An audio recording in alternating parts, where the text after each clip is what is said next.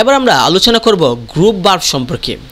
কোনো ভার্বের পরে প্রিপোজিশন বসে ট্রানজিটিভ ভার্ব হয়ে ভিন্ন অর্থ প্রকাশ করলে তাকে ফ্রেজাল ভার্ব বা প্রিপোজিশনাল ভার্ব অথবা গ্রুপ ভার্ব বলা হয়। সহজ কথায় কোনো একটা ভার্বের সাথে যদি কোনো একটা প্রিপোজিশন বসিয়ে তার অর্থ পরিবর্তন কইরা লাই তাহলে সেটাকে বলা হয় গ্রুপ ভার্ব।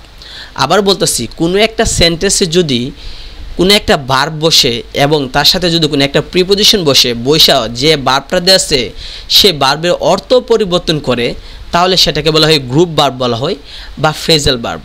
আমরা ইডোমেন ফ্রেজ পড়েছি বা গ্রুপ ভার্ব সংক্রান্ত আমরা অনেকগুলো আমরা ছোটো ক্লাসে পড়েছি, সেই এটা নিয়ে আলোচনা। যেমন she takes after her mother, এখানে টেক শব্দের অর্থ লওয়া বা নেয়া, কিন্তু আফটার শব্দ মানে আফটারটা লাগানো হওয়ার পরে যে প্রিপোজিশনটা আফটার বসানো হয়েছে তার কারণে টেক শব্দ তার নেয়া হয় নাই। She takes after her mother মানে সে তার মার দেখাশোনা করে। তাহলে টেক শব্দের অর্থ হচ্ছে নেয়া, কিন্তু এর সাথে প্রিপোজিশন আফটার যুক্ত হওয়ার কারণে সেটা আর নেয়া হইল না, সেটা হইলে দেখাশোনা করা। অর্থাৎ কোনো একটা ভার্বের সাথে যদি কোনো একটা প্রিপোজিশন বসে এবং সেই ভার্বের অর্থ পরিবর্তন করে অন্য কোনো অর্থ বোঝায় তাহলে সেটা হচ্ছে গ্রুপ ভার্ব বলা হয়।